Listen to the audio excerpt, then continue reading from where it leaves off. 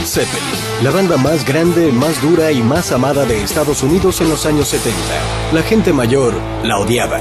Perturbadora y atractiva, definitivamente. Los críticos los odiaban. Los productores discográficos estaban sorprendidos. Fue la mejor banda de rock and roll de todos los tiempos que yo haya escuchado. Los fanáticos los adoraban y todavía lo hacen. Desafiaron la gravedad. Led Zeppelin ocultó el secreto de su éxito, pero la leyenda tenía una vida propia. Desde su debut el 17 de octubre de 1968 en Surrey, Inglaterra, el nombre de la banda británica Led Zeppelin fue sinónimo de exceso. Estos sujetos eran como dioses y se aprovecharon de eso. Para cuando tuvieron éxito, ya estaban bien acoplados.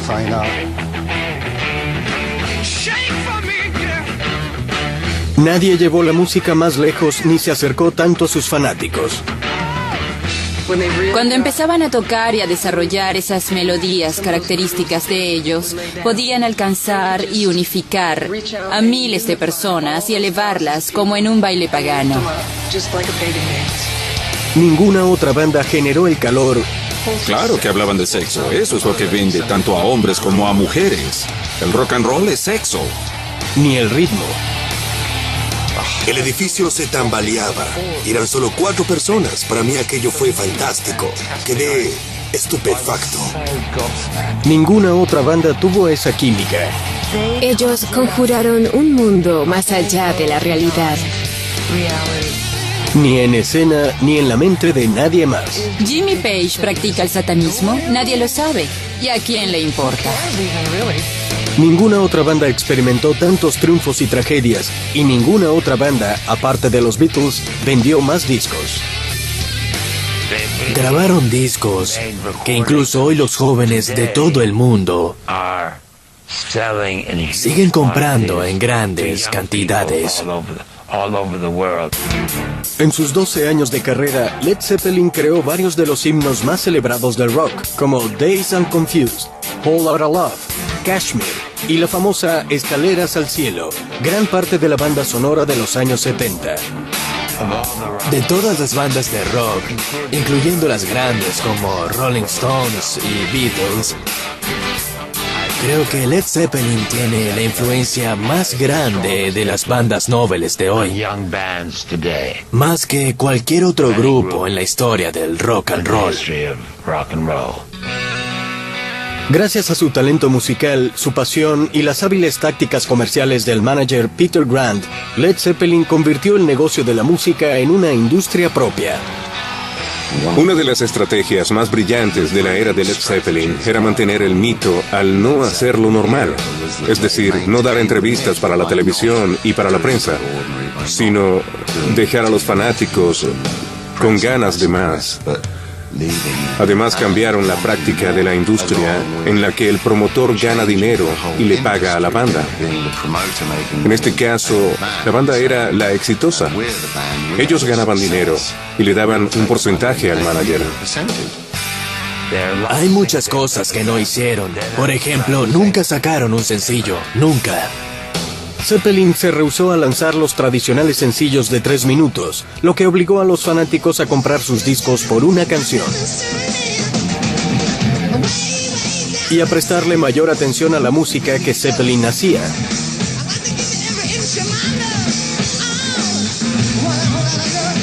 Era como si Dios visitara la ciudad una noche. Con Robert Plant y Jimmy Page a la cabeza, la banda alcanzó alturas estratosféricas.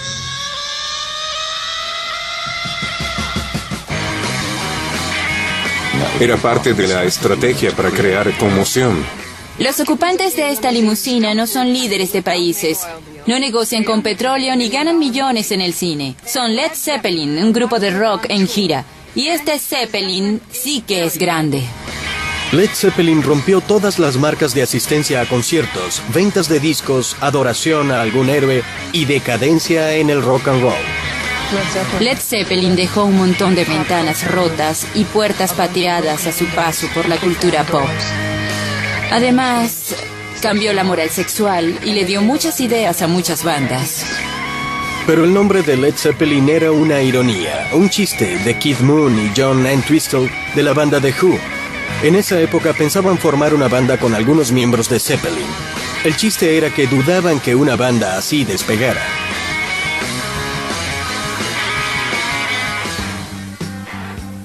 Led Zeppelin nació a raíz de la división de The Yardbirds, la famosa banda británica donde se dieron a conocer los legendarios guitarristas Eric Clapton y Jeff Beck. En 1966, Jimmy Page estaba a cargo de la primera guitarra de los Yardbirds, pero la banda ya se estaba separando. Cuando Yardbirds dejó de existir, el manager Peter Grant le ofreció a Jimmy una gira por Escandinavia que había quedado pendiente con la banda bajo el nombre de The New Yardbirds, pero el agudo Page prefirió organizar una banda nueva. Conocíamos a Jimmy Page porque era él el guitarrista que escogíamos para las grabaciones en el estudio.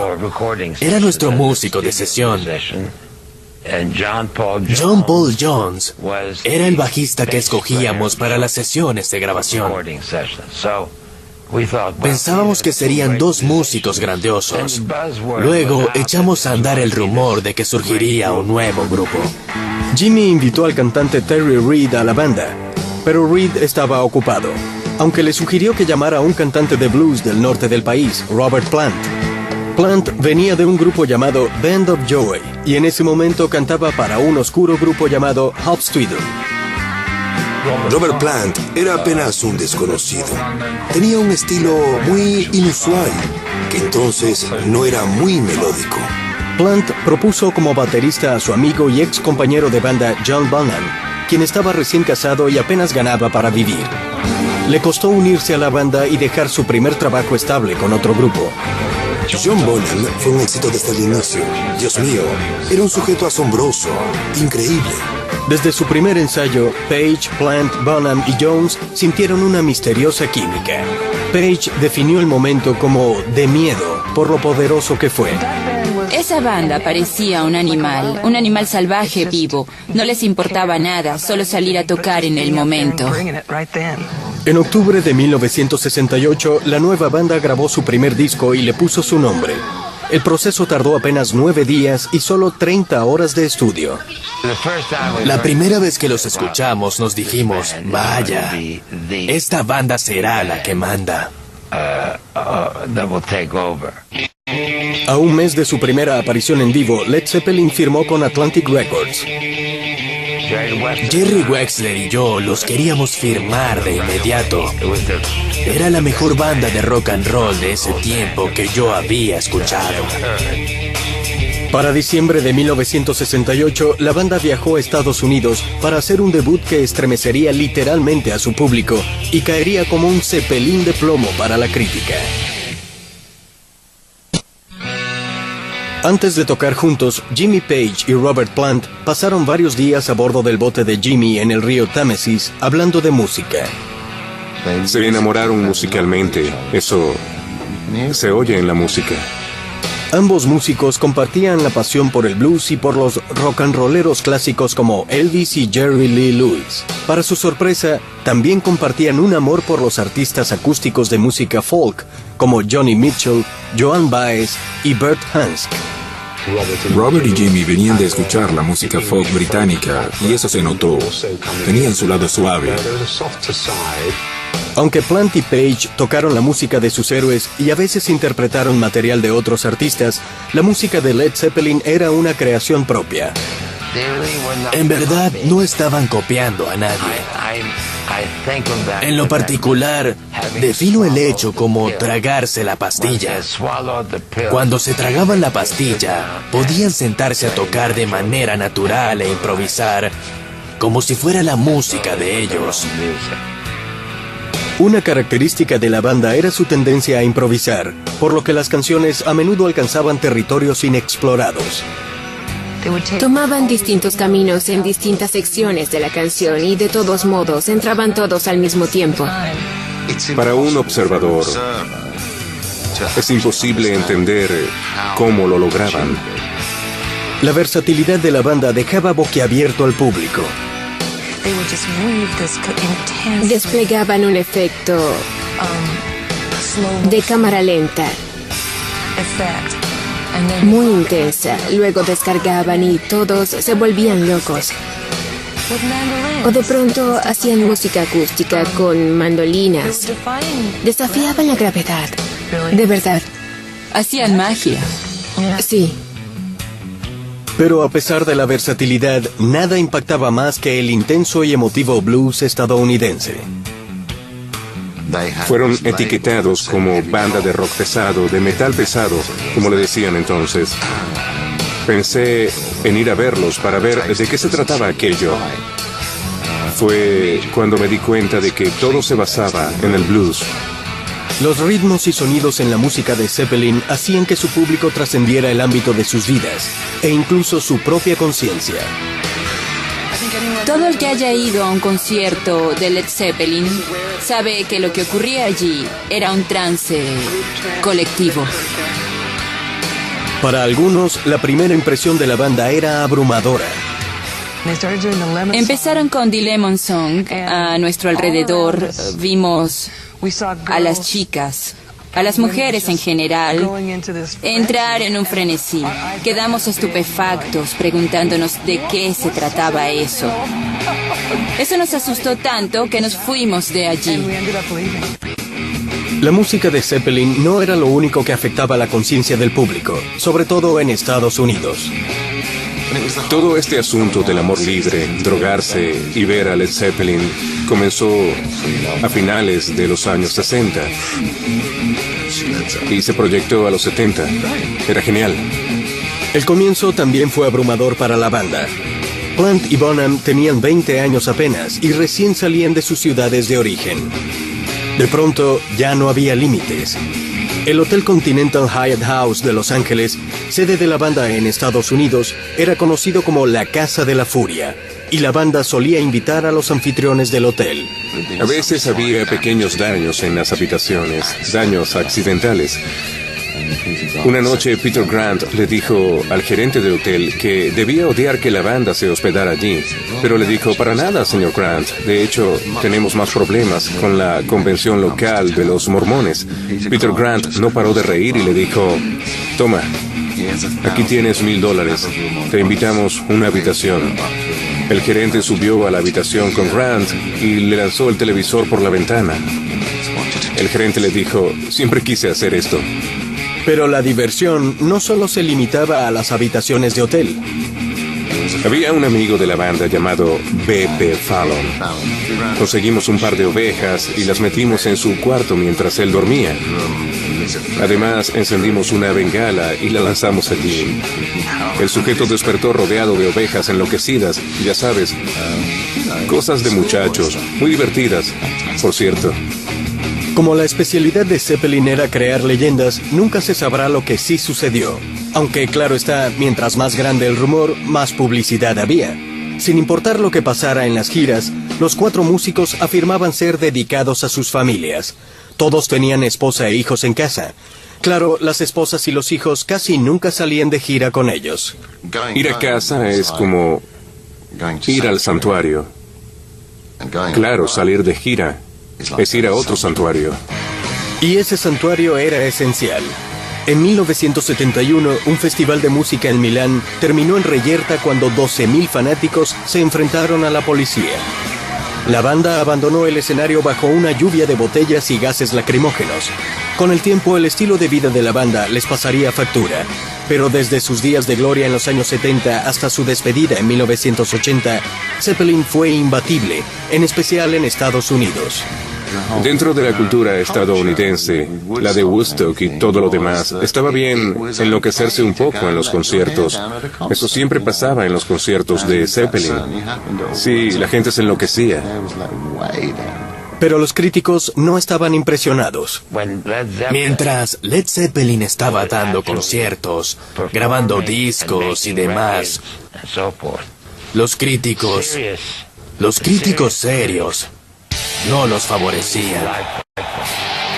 Luego del primer concierto largo de Zeppelin en Denver, Colorado, el 26 de diciembre de 1968, escribieron que el estilo de Plant no tenía atractivo en especial. La batería de Bonham era poco original y poco emocionante. 3 días más tarde, en Boston, el público les exigió que salieran 7 veces a escena. Aún así, siguieron las críticas negativas. En 1969, la revista Rolling Stone definió el trabajo del grupo como pretencioso y limitado. Sus fanáticos no solo enviaron cartas de protesta, sino que compraron boletos y discos. En 1975, Led Zeppelin se convirtió en la primera banda de la historia con 6 álbumes simultáneos en las listas de más vendidos. Ante esto, la prensa en Inglaterra debió reconocer su calidad. Fue al tiempo que la gente empezó a darse cuenta de lo importante que eran en la historia del rock and roll. Durante su carrera, Led Zeppelin superó con creces su reputación ante los críticos. Nunca se detuvieron a pedir consejos ni opiniones. Era su música y la tocaban como ellos querían. Si el público reaccionaba favorablemente, ¿qué más daba lo demás? Hoy, la legendaria fe de Led Zeppelin en ellos mismos y en su música pareció estar más que justificada. Cuando lanzaron la retrospectiva de su carrera, de 5 horas y media de duración, Led Zeppelin volvió al primer lugar de ventas, a pesar de haber pasado 23 años desde la disolución de la banda. James Patrick Page nació el 9 de enero de 1944. Creció en un suburbio tranquilo, cerca del aeropuerto de Heathrow, en Londres.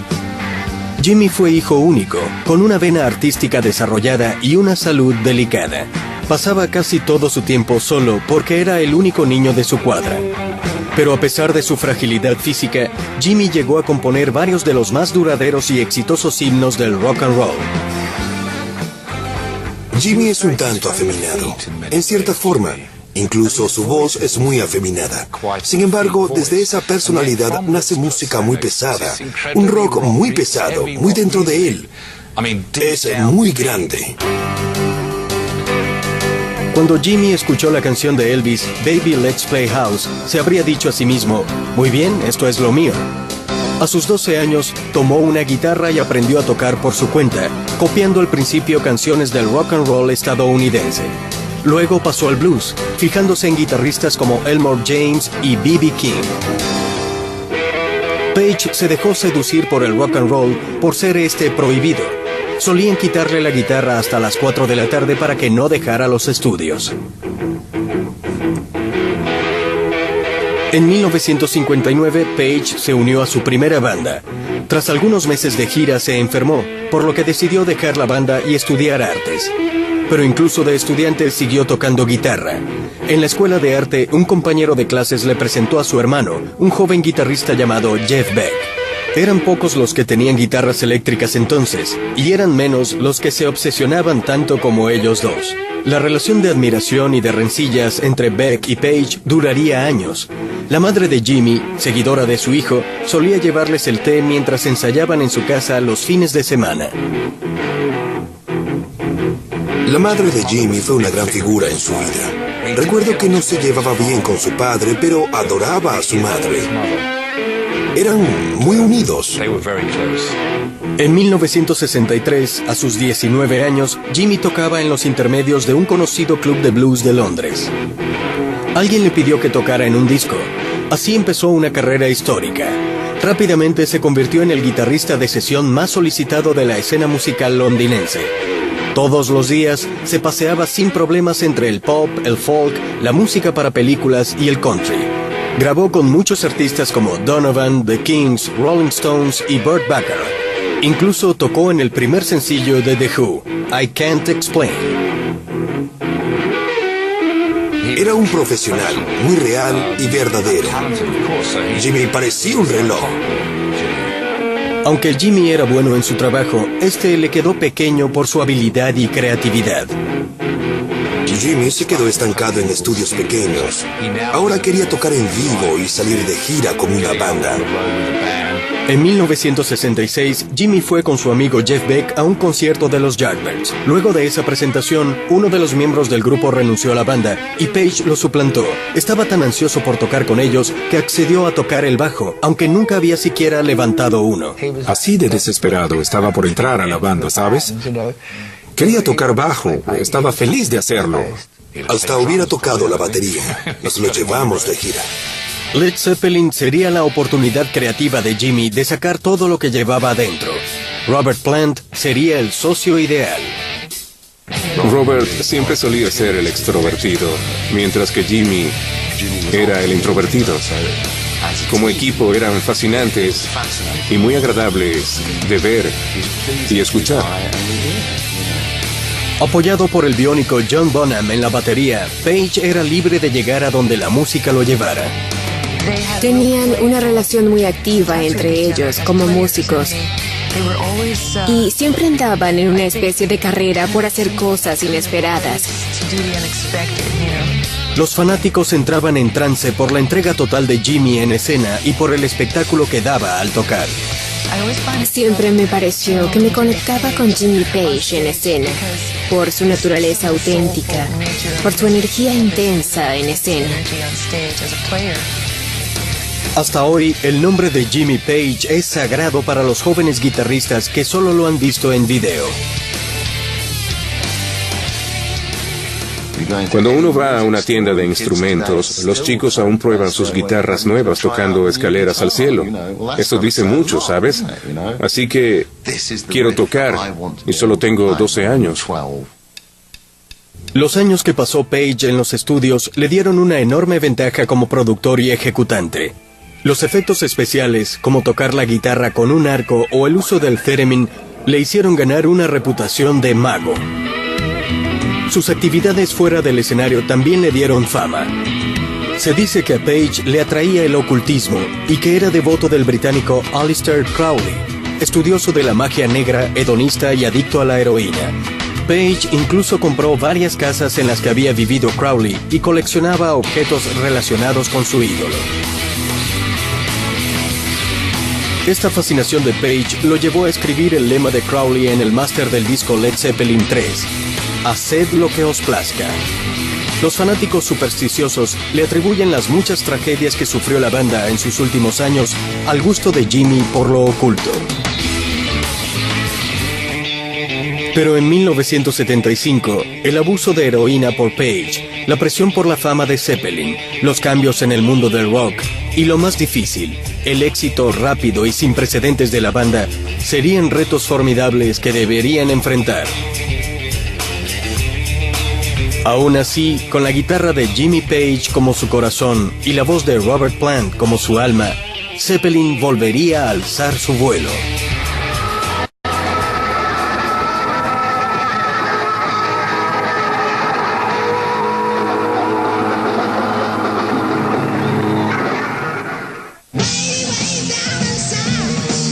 La inconfundible voz de Robert Plant definió todos y cada uno de los 10 discos de Led Zeppelin en sus 12 años de carrera, sin coristas y con solo un invitado especial en una canción. Ningún otro cantante tiene un sonido parecido al de Robert Plant.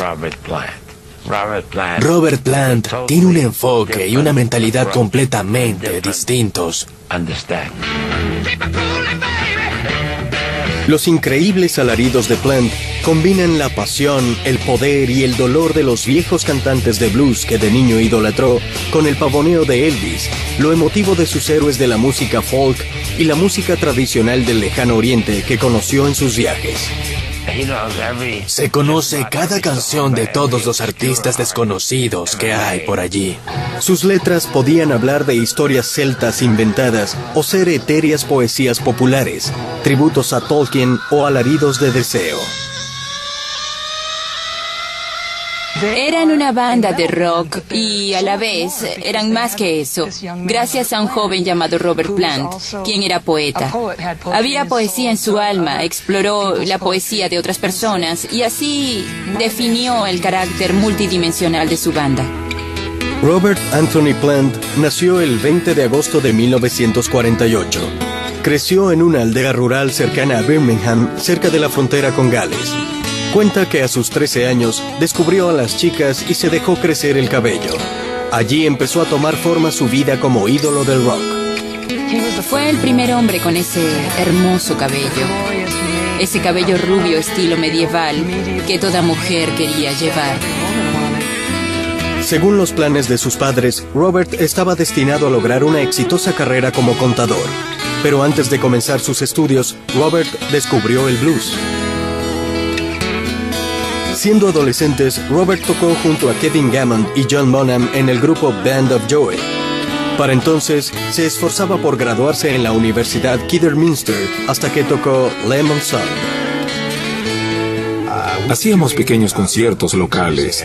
Uno de ellos fue el famoso toque de Kidderminster, donde el director del instituto nos cortó la electricidad mientras Robert cantaba The Lemon Song, una canción cruda, alocada, salvaje. Nos echaron de allí. A los 16 años, Robert se fue de casa para dedicarse a su pasión y se dio como plazo para el éxito hasta que cumpliera los 20.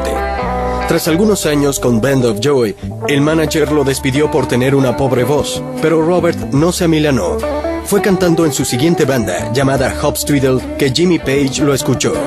Plant, quien apenas ganaba dinero, se mudó con su novia Maureen y su enorme familia de origen hindú. Se casarían en 1968 y tendrían 2 hijos, una niña llamada Carmen Jane y un varón, Karak, nombre de un general celta. A pesar de su vida familiar, Plant cultivaba una imagen de enorme dios del rock. Sus pantalones de mezclilla ceñidos al cuerpo y camisas abiertas eran la imagen más atrevida de la sexualidad masculina en los años 70. Era un tipo bello. ¿Por qué crees que esa imagen le funcionaba? En escena era energía física pura en movimiento. Su presencia escénica y su manera de moverse enloquecía a hombres y mujeres por igual. Se mostró ciertamente cómodo con su muy encendida sexualidad, cosa que le dio libertad a otros cantantes. Al igual que la guitarra de Page, la voz de Plant era un instrumento versátil capaz de mostrar colores, sombras, delicadeza y una intensidad sin igual. Por su enorme energía y gracias a la influencia de los grandes cantantes de blues, podía partirte la cabeza en dos cuando le cantaba al micrófono. Tal era su convicción y su energía. En agosto de 1975, un momento difícil amenazó el futuro de Robert y Led Zeppelin. Plant se encontraba con su familia de vacaciones en Grecia, cuando Maureen Plant perdió el control de su auto y se estrelló. Maureen sufrió fractura de cráneo, y Plant presentó varias lesiones importantes, entre ellas una fractura de tobillo que le impidió pisar un escenario durante 2 años. Robert se recuperó, pero se dio cuenta como nunca de la fragilidad de la vida humana. Aún así, mientras trataba de volver a actuar, una tragedia mayor le esperaba a la vuelta de la esquina. En 1977, durante la primera gira de la banda por Estados Unidos después de su accidente, Robert recibió una llamada de Maureen. Karak, de 5 años, había muerto por una infección respiratoria. El pobre Robert experimentó lo peor que todos podríamos temer. Su hijo murió mientras estábamos de viaje. Robert quedó estupefacto. Su viejo amigo John Bonham se le acercó a abrazarlo y a llorar con él. Este hecho hizo que Robert cuestionara su existencia y su propósito de vida. Parecía poco importante el futuro de Led Zeppelin. Creo que su pasión por la música sufrió un severo golpe. Eventualmente retomaría su pasión, pero creo que este hecho cambió definitivamente sus prioridades de vida. A principios de 1979, Plant accedió a volver a los escenarios. Led Zeppelin ofreció una serie de conciertos históricos en Inglaterra que cambiaría su posición ante la prensa británica para siempre. A su vez, Robert y Maureen recibían con beneplácito a su segundo hijo varón, Logan. Aunque Robert nunca superó la pérdida de Karak, parecía que era posible vivir una vida feliz. Peter Grant planeaba una enorme gira por Estados Unidos para 1980, pero el Zeppelin iba a perder altura de manera drástica. John Baldwin nació el 3 de enero de 1946 en Sidcup, Inglaterra. Su padre, Joe, era un exitoso pianista y arreglista, y su madre también trabajaba en el negocio de la música, así que la familia solía actuar en vivo. John recibió su extensa formación musical en un prestigioso internado. A sus 14 años ya era miembro del coro y organista de la iglesia local, por lo que su familia lo alentó a hacer carrera musical. Su padre quiso que aprendiera a tocar el saxofón, pero John sabía que podía ganarse la vida con el bajo. Tiene un talento musical enorme, un talento multiinstrumentista enorme, que le permitió a la banda hacer lo que quisiera en vivo. Baldwin se cambió el nombre a John Paul Jones a sugerencia de un amigo, el manager de los Rolling Stones, quien vio el interesante nombre en el anuncio de una película francesa. En la banda lo llamaban Jonesy. A los 16 años, John tocaba el bajo para una banda popular.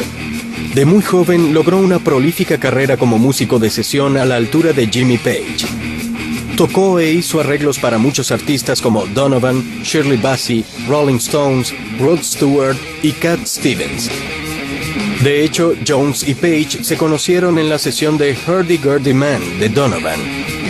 Pero para ambos músicos, la vida en el estudio, aunque productiva, era aburrida. La esposa de Jones, Moe, le sugirió que llamara a Jimmy Page para saber qué estaba haciendo, como una forma de romper con el tedio y la rutina. Por la admiración de Jones hacia Jimmy, lo llamó. La vida nunca volvió a ser aburrida. Las mejores composiciones de Zeppelin se originaron con Jones. Los demás confiaban que él podía darle energía o una atmósfera sutilmente hilada a una canción. Nadie entiende bien la enorme contribución de John Paul Jones. Cuando escuchamos los teclados de Escaleras al Cielo o escuchamos Rain Song, escuchamos el trabajo de John Paul Jones. Aunque Jones contribuía con las fiestas de la banda en las giras, lo llamaban el callado, pero solo por comparación con los demás. Se hacía pasar como una persona callada, pero siempre supe que era muy ruidoso. Con el pasar del tiempo, Jones prefería hospedarse en hoteles distintos durante las giras, visitar a sus amigos y explorar cada nueva ciudad. Todos se divertían juntos, pero cuando se calmaban todos tenían sus cosas que hacer por su lado. Siempre fue un profesional. Nunca dejó de llegar a tiempo y listo para tocar. Compartía su trabajo con una vida tranquila en Devon con su esposa y sus 3 hijas. Al igual que Plant, recargaba sus energías y disfrutaba de su familia. Uno de los más grandes logros de Jones era la sección rítmica que lograba con el baterista John Bonham, capaz de hacer bailar a las chicas en los conciertos de la banda. ¿Cómo podían resistirse? John Bonham. Hablando del martillo de los dioses, nos conseguimos a John Bonham. John Henry Bonham nació para tocar la batería. John Bonham Bonzo fue uno de los bateristas más agresivos, más duros y más potentes que haya existido. Nació el 31 de mayo de 1948 en Redditch, Worcestershire. A sus 5 años, su padre, quien era carpintero, le regaló su primera batería, las cacerolas y sartenes de su madre y unas latas de sales de baño pegadas. A los 10, recibió su primer redoblante.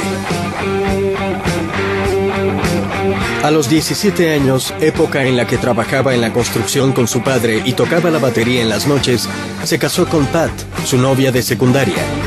El dinero era escaso, por lo que le prometió a su esposa que dejaría la batería para hacer algo productivo, hasta que conoció a Robert Plant. Aunque Bonham había tocado en las 2 bandas de Plant, acababa de conseguir un empleo decente cuando Jimmy Page le propuso que tocara con ellos. Aunque su amigo Robert ya estaba en el proyecto, Bonzo dudó. Robert y Jimmy no se rindieron. Así fue que Bonzo se convirtió en el motor que impulsó a Jimmy Page y a Led Zeppelin más alto, más rápido y más duro que ninguna otra banda de rock. En las actuaciones en vivo, Jimmy se la pasaba justo enfrente del bombo, en esta posición. Así se sentía bien. Podía tocar con las manos, tocar con 4 baquetas en cada mano y tocar toda la noche. Lo que Bonzo no podía hacer era ir más lento. Aunque era un sencillo hombre de familia, Bonham se volvía loco en las giras. Las cantidades de alcohol y drogas que consumía eran tan enormes como su estilo. Luego de un concierto en Belfast, Irlanda, Bonzo, ebrio y armado con un cuchillo, amenazó a un empleado de un restaurante por cerrar el local cuando quería comer. El manager de giras de la banda, Richard Cole, llegó a tiempo para neutralizar al empleado a golpes, cosa que no era inusual en Bonzo ni en Richard Cole. En la fiesta de los 25 años de Bonzo, en un hotel de Los Ángeles, George Harrison le lanzó un trozo de pastel al cumpleañero. Acto seguido, Bonham cargó a Harrison y a su esposa Patty Boyd y los lanzó a la piscina. Para Harrison, fue la mejor fiesta a la que había ido en años. Era sana diversión, entre amigos. Pero la fiesta no podía ser eterna. El 25 de septiembre de 1980, la banda se reunió en la mansión de Jimmy Page a ensayar para la primera gira estadounidense tras la muerte de Kerouac. Bonzo se relajó con unos tragos y tocó perfectamente. Se quedó dormido en un sofá, lo ayudaron a llegar a una habitación, y allí dormido vomitó y aspiró su propio vómito. Benji Lafavre lo halló al día siguiente. Les dije a Jimmy y a Robert que no subieran, que no debían verlo así, pero así son las cosas. Estaba muerto. Fue algo trágico. Nos afectó a todos muy profundamente. Fue como perder a un hermano. Bonzo era el motor. No se podía seguir sin él. El 4 de diciembre de 1980, Led Zeppelin decidió por unanimidad separarse.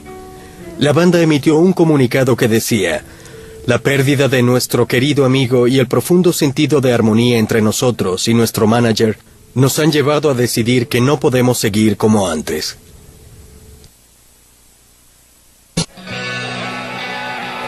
En muchas formas, Jimmy Page demostró ser un mago.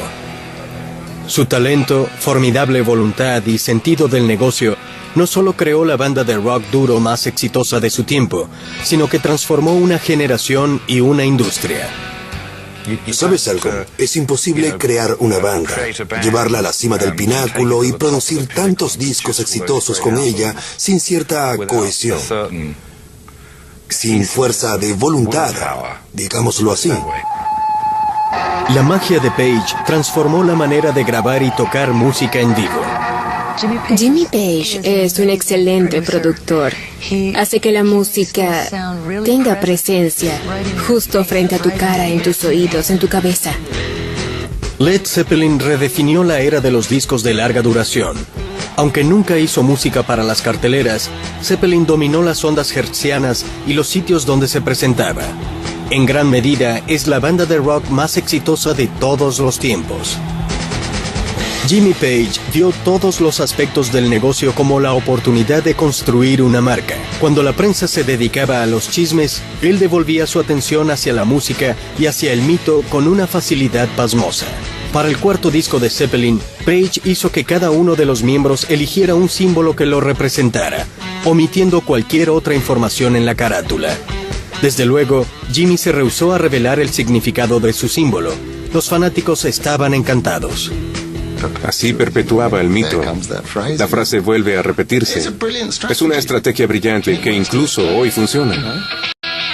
Desde la primera nota, Zeppelin fue un ejemplo excelente de alquimia musical.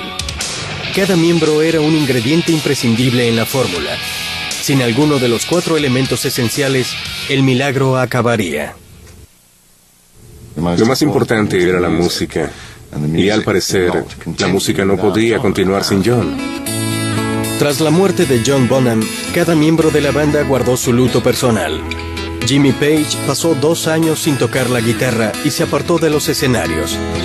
En ese tiempo, mezcló el último disco de la banda y escribió la música para una película. Page no volvería a actuar hasta 1983, cuando se reunió con varias estrellas del rock en un concierto benéfico. Antes de volver al escenario, Jimmy decidió dejar la heroína, lográndolo en cuestión de días.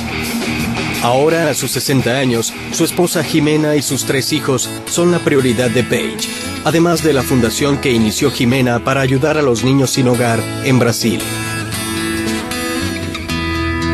Desde entonces, Page ha trabajado en estudio y en vivo con otros vocalistas, pero nunca dejó de lado la magia misteriosa que lograba junto a Robert Plant.